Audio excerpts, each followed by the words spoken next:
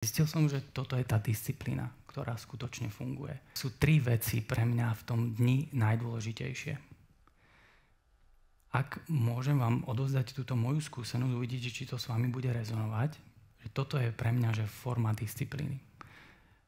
Viem, že ráno po zobudení je nejaký veľmi dôležitý čas. To je nejaká veľmi duchovná záležitosť, že hodinu po zobudení viem, že je najdôležitejší čas. To znamená, že tam som vždy aplikoval veci, ktoré boli pre mňa dôležité. To znamená, že nesplašil som sa, jak niekto, že vystrelí z postele a ide teda rýchlo niečo robiť, ale vedel som, že si musím vyhradiť túto hodinu, lebo je to najdôležitejšia hodina z celého dňa. Čiže čokoľvek, čo ti je príjemné, tak tú hodinu využij. To je najdôležitejší čas. Toto je moja akoby forma disciplíny, ktorú teraz vám odovzdávam, že čo mne funguje. Čiže hodina ranná, to znamená, preto ten východ slnka je taký dôležitý. Môžeš sa tam meditovať, modliť, môžeš si pozerať nejakú dobrú knihu, môžeš si predstavovať ten deň, ako má dopadnúť a neúplne, že si to nejak vizualizovať a blázniť sa, ale normálne, že trochu sa nad tým zamysleť, že čo mám o 12, čo mám o 14, čo mám večer. Proste využiť ten čas, aby som napríklad nesiahol po tom telefóne a neskoroval ten telefón, aby proste moja pozornosť mi neušla niekde inde. Toto je veľmi, veľmi dôležité. To je moja forma disciplíny. Ja vstanem a ja hodinu sa nenechám ničím vyrušovať. Že je potrebné si to tak zariadiť nejako. Že kľudne aj doma ono sa to dá zariadiť, aj keď bývaš s 15 ľuďmi, proste dá sa to zariadiť. Najdôležitejší čas tej 24 hodinovky je prvá hodina po zobudení. Tam si potrebuješ venovať čas. Pripravíš si ten deň. Ak sa ti to nepodarí prvý deň, tak druhý učiteľ, ty vrazu zistíš, že ty si pripravuješ vlastne všetky dni. Ty si vytváraš cez neokortex, o ktorom sa budeme rozprávať, pripravuješ si ten deň na to, aby sa ti darilo. Druhá taká najdôležitejšia časť je hodina pred spánkom. Lebo ty tam odchádzaš do nejakej inej reality. Ty ideš do snovej reality. Už máš ten deň za sebou a ideš do nejakej snovej reality. Na to sa tiež musíš pripraviť. To vôbec nie je tak, že idem spať a hotovo. To je úplne iná realita. Tvoje telo úplne inak pracuje, tvoj mozog inak pracuje, celá tvoja bytosť inak pracuje, ona si ide oddychnúť, duša sa ide zreparovať, duch sa ide zreparovať, celé to telo sa začne opravovať, že to je veľmi dôležitý čas. Čiže hodinu pred spaním ty potrebuješ sa normálne upokojiť, všetko pustiť, absolútne nejdeš riešiť nejaké veci, lebo stáva sa veľmi často, že prídeš večer doma a normálne ti kolega napíše nejakú vec, že to treba teraz rýchlo vyriešiť. Naučme sa, že večer sa nič nerieši. Čiže ty potrebuješ normálne, že ak je hodina pre teba veľa, tak si daj 10 minút. To je úplne jedno. Len si nauč sa tento typ disciplíny, ktorý mne funguje že neuveriteľným spôsobom. Hodina ráno, hodina večer pred spaním, čiže kľudne si sadni von, na terasu, na dvor, na zem, hocikám, že nerob nič, normálne nemajú, alebo si pusti príjemnú hudbu, alebo niečo proste, čo máš rád, že venuj si tento čas. Ak je 2 hodiny pre teba veľa, že hodina ráno, hodina večer, tak si daj 15 minút. Potom je ešte jeden čas dôležitý v priebehu tých 24 hodín a to je čas na pohyb. Toto telo, ktoré nosíš, je neuveriteľne zázračný nástroj a ty mu potrebuješ venovať nejakú pohybovú činnosť. Potrebuješ, aby sa to telo okysličilo, potrebuješ, aby nastal metabolický impuls. Potrebuješ, aby telo začalo hormonálne fungovať dobre, endokríne dobre. Čiže ak je to, mužom veľmi dobre funguje proste cvičenie s váhami, pretože my máme testosterón, my to proste potrebujeme, nás ten testosterón drží celý život, takže muži potrebujú toto. Ženy potrebujú trošku, takisto môžu akoby zdvíhať váhy, činky, ale ženy potrebujú viac ženskej energie, čiže ľahšie kardio cvičenie, alebo yoga, alebo podobné iné veci, ale proste potrebujeme sa hýbať, je to strašne dôležitá záležitosť. Ľudia si veľakrát mysleli, že ja trénujem, športujem kvôli tomu, že sa na niečo pripravujem, alebo že chcem dobre vyzerať, alebo že chcem neviem čo. Ja som to robil iba z tohto jediného dôvodu, že som vedel, že to telo to potrebuje, lebo ak to nedostane, tak ja ho nemôžem využiť v ťažkej situácii, v krízovej situácii a vieme všetci, že tých krízových situácií je tu veľa. Že cez deň sa ti stane toľko prúserov, že toľko konfliktných situácií alebo toľko nástrah je na teba robené a ten mentálny konštrukt samozrejme na to čaká, aj to telo bolesti, ono si to pýta, že ty potrebuješ byť v dobrom stave, aby si mohol niečo vyriešiť. Čiže darmo sa ma niekto pýta, že ako nemá mať depresiu, no alebo niečo. No najskôr musíš začať robiť akoby na týchto veciach. Ty musíš byť silný. Keď sa ti stane nejaká situácia, ty musíš byť silný. Takže táto hodina športovania, môže to byť chôdza, môže to byť proste čokoľvek, len niečo s tým telom rob, aby si ho okysličil. Takže toto je môj návod na disciplínu. Takto sa akoby začína pre mňa disciplinovaný stav, ktorý potom ty cítiš, že zosiluješ a ty si tam potom už dáš aj ďalšie veci, také, ktoré ti budú príjemné. Ale disciplína sa veľmi ťažko nastavuje, keď musíš ísť niečo robiť. To je proste veľmi ťažký proces.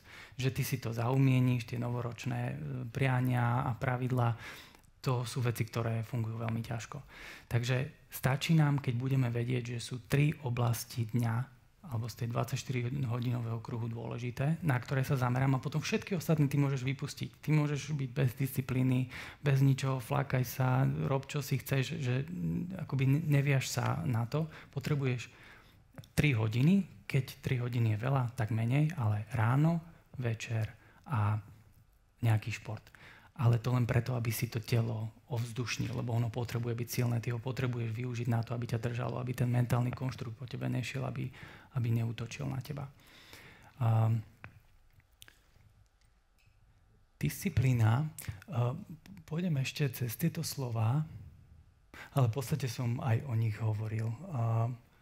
Tá disciplína je v prvom rade akoby trénuje pevnú vôľu. Máme tam ten slajd s tou pevnou vôľou? To možno bude dôležité. Lebo tá disciplína je celá o pevnej vôli. A ja častokrát hovorím, že disciplína je sebeláska, metabolický impuls, je to proste to budovanie tej sily, ale najdôležitejšie, čo na disciplíne je, že na konci všetkých procesov tých disciplinovaných, akokoľvek ti to leze na nerv, sú to aj ľudia, ktorí sú preddisciplinovaní, že im zasa zašibalo z toho, že sú úplne niekde zasa, že cvičia jak blázni a proste zašibalo. Čiže my sme také bytosti, že my musíme ísť stále akoby po hrebení, ja to volám, že po hrane, lebo môžeš aj tam spadnúť, aj tam, čiže preto musíš držať nejaké rovnováhe.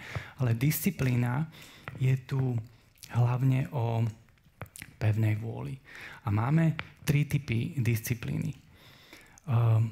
Máme fyzickú, to je tá, o ktorej som teraz hovoril, že to je to ráno, večer, to je taká v reálnom živote, že proste niečo pre seba, ty fyzicky, na fyzickej úrovni tú disciplínu musíš robiť. Tá je akoby najľahšia, dá sa povedať, alebo najlepšie sa s ňou pracuje. Potom je mentálna. Tá mentálna disciplína, to už je o level vyššie. To je mentálna disciplína, znamená, že ten mentálny konštrukt, tá hlava na teba začne útočiť. Ona ti tam začne niečo rozprávať, že začne ťa do niečoho tlačiť, že a teraz toto si nevyriešil, toto si mal, toto takéto sebaobviňovanie alebo obviňovanie druhých najlepšie, alebo nejaký konflikt a ten mi robí zle a toto je ten mentálny konštrukt, čo začne robiť. Ja si myslím, že všetci vieme, o čom je reč. To je tá mentálna disciplína. Ty, keď máš dobre zvládnutú fyzickú disciplínu, a teraz naozaj na rovinu hovorím, že stačí toto ráno, večer a počas dňa, nemusíš ani že každý deň športovať, ale ty si musíš dopriať proste vzduch, okysličenie tých buniek. Toto ťa pripraví na tú mentálnu disciplínu. Ty zrazu lebo ty už robíš veľmi veľa pre seba týmito 3 vecami. To sa nezdá, ale robíš veľmi veľa. Tá mentálna, keď na teba nastúpi ten mentálny konštrukt, tak ty musíš povedať, ty to zrazu počuješ. Ty počuješ, čo tá hlava s tebou robí. A ty tento proces potrebuješ zachytiť. Preto hovorím, že je to už akoby druhý level, lebo ona je náročná. Tá mentálna je taká, že proste to nastúpi na teba a ty, dajme tomu, si v procese nejakom, že si v nejakej konfliktnej situácii a ten mentálny konštrukt sa ti zapne a hneď ti začne hovoriť, čo mu máš povedať, alebo že jak máš na ňo zaútočiť. A ty v tej chvíli ty potrebuješ byť mentálne silný, čiže potrebuješ mať mentálnu disciplínu. Ty potrebuješ zastaviť tú situáciu, potrebuješ si ju pozrieť, potrebuješ, že čom som sa to teraz ocitol, že čo sa to tu deje, že dám si trošku priestor na oddych, odstúpim od toho a nechám tú situáciu celú len bežať. To je tá mentálna disciplína. Ale čo keď tu máme ešte ďalší level, a to je duševná. Duševná disciplína je napríklad To je veľmi zaujímavá situácia, ale tieto všetky tri disciplíny sa nám v bežnom živote dejú naraz.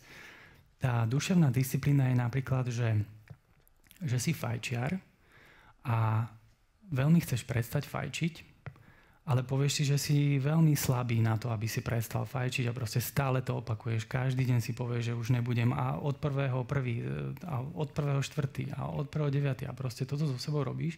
A pritom tá duša ťa tlačí do toho, že je čas prestať fajčiť. A ty proste si slabý mentálne a ošíva ťa to a nepustí ťa do toho, ale ty vieš veľmi dobre, že tá duša ty vieš veľmi dobre, že ty musíš prestať fajčiť, lebo ten pocit sa nedá zastaviť. To ti hovorí duša. Ona ti hovorí, že počuj, že niekomu to nepríde, niekto celý život napríklad môže fajčiť a nikdy mu nepríde pocit, že má prestať. Tak neprestaň. Ale keď na teba nastúpi tento pocit, tak si v kýbli. Máš problém. Lebo tá duša už ti nedá s tým pokoj. Ten duch ti nedá pokoj. On začne, že kedy prestaneš fajčiť? A ty, že však hej, už musím prestať. Urobím to, Maroš hovoril, že mám robiť disciplínu teraz, tak budem disciplinovaný a ja potom prestanem fajčiť. Nepodarí sa to, lebo ty to musíš zobrať normálne ako misiu, že dobre, tak ten pocit nezastavím, on ma bude každý deň atakovať a keď ho aj trošku vypnem, on sa vráti. Toto je tá duševná disciplína, že ty ju zachytíš, že mne tá duša nedá pokoj. Že ja viem, že mi nedá pokoj a proste budem musieť prestať fajčiť. Čiže sa pomaly budem pripravovať, že jedného dňa to utnem. Budem musieť, lebo tá duša, keď ťa do toho tlačí tým pocitom, tak ona vie, čo robí. Ty máš proste prejsť do iného štádia života, alebo ty máš osudom naplánované, že máš ísť robiť niečo iné. Ak to nebudeš počúvať, tak sa stane problém. Príde nejaké ochorenie, príde nejaká vec, takto sa to celé vyvíja, takto sa to proste udeje. Toto je vlastne to, čo je tu riskantné, že ty keď začneš potlačať to, čo ti ten pocit, lebo tá duša komunikuje cez pocit, ale to je taký ten pocit, že sa mu nevieš sa mu vyhnúť, že trošku ho utlmíš a on sa proste vráti, on sa vracia a ty nevieš komu to povedať, s kým sa o tom pobaviť. To je zároveň skvelá fáza, duševná a taká spirituálna, ale ty vieš, že to budeš musieť urobiť. To je tá duševná disciplína, že ty zachytíš ten pocit, vieš, že to je tento pocit, vieš, že duša od teba niečo chce a môžeš sa s ňou dohodnúť, že dobre, daj mi čas, daj mi mesiac a pol, že pomaličky sa idem na to pripravať. Ty za každý deň pripravuješ, že jedného dňa proste to budeš musieť prestať. Takže tá duševná disciplína je až na takomto vysokom leveli. A my sme sem hodení ako bytosti a nikto nás toto nepripravil na to a my tu zažívame takéto tvrdé, silné veci, do toho musíme byť morálne zdatní, do toho všeličo. Sara mi chce niečo povedať. Ja tu mám, že Daria dneska ráno vybrala prvú otázku o fajčení, tak mi je relevantná. Takú máme otázku? Áno, úplne prvú. Tak to vidíš. Aj takto sa to deje. Dlhodobo fajčím cigarety a skúšala som sa z toho zlozvyku zbaviť, ale nejde mi to. Potom som si uvedomila, že ma to vlastne asi baví a mám to rada. Nemám pocit, že by mi to nejako ubližovalo. Stále počúvam od priateľa, aby sme prestali, on to vydrží, ale ja vôbec. Jediné, čo mi vadí je, že to stojí veľa peňazí. Ale tým, že som to s priateľom nevydržala, to ma skôr frustrovalo. Je to o disciplíne? Ona mala... ešte raz mi to povedz, koho to z nich dvoch tlačilo? Dlhodobo fajčím cigarety a skúšala som sa z tohto zlozvyku zbaviť, ale nejde mi to. Potom zistila, že ju to asi baví a má to rada, ale frustruje ju to, že sa dohodli a že nevydržali. OK.